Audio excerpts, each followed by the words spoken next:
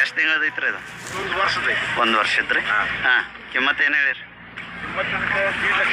ಹೌದ್ರಿ. ಮನಿದ್ರ ಏನು ತಂದಿದ್ರ? ಮನಿದ್ರಿ. ಇದ್ರ ಅಪ್ಪ ಯಾರ್ರಿ? ಎಲ್ಲಿದಾನ್ರಿ? ಅಲ್ಲಿ ನಿಂತಾನೇನ್ರಿ?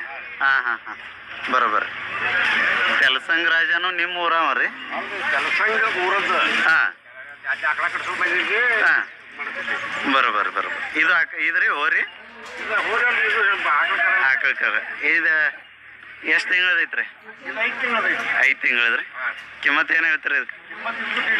ನೀಡ್ರಿ. ಕೊಡೋದ್ರಿ? ಹೌದ್ರಿ. ಇಲ್ಲಿ ಎಷ್ಟು ಬರಲಿ ತೆಲಸಂಗ ರಾಜ ಅಂತಲ್ಲಿ? ಇವ ಏನ್ರಿ? ನಮ್ದೈತ್ರಿ 30 ಸಾವಿರ. ಇವ ತೆಲಸಂಗ ರಾಜ ರೀ ಗೌಡ್ರ? ಕೆಲಸಂಗ ರಾಜ. ಹಾಂ, ಬರ್ರಿ ಆ ಕಡೆ. ಆಯ್ತಾನೇನ್ರಿ ಮತ್ತೆ? ದೂರ ನಿಲ್ರಿ. ಹಾಂ ಹಾಂ, ಬರೋಬ್ಬರ. ಎಷ್ಟು ವರ್ಷ ಅದನ್ರಿ ಈಗ?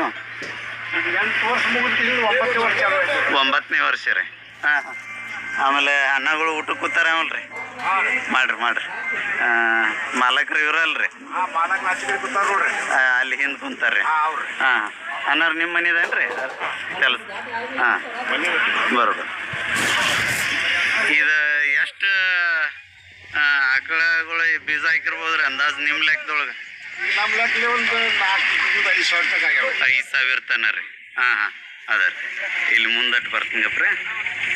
ಆಯ್ತೇನ್ರಿ ಮಾ? ಹಾಂ ಹಾಂ ಹಾಂ. ಸ್ನೇಹಿತರೆ, ಇವನು ತೆಲಸಂಗ ರಾಜ. ಇಲ್ಲಿ ಮುಂದೆ ಬರ್ರಿ ಗೌಡ್ರಿ.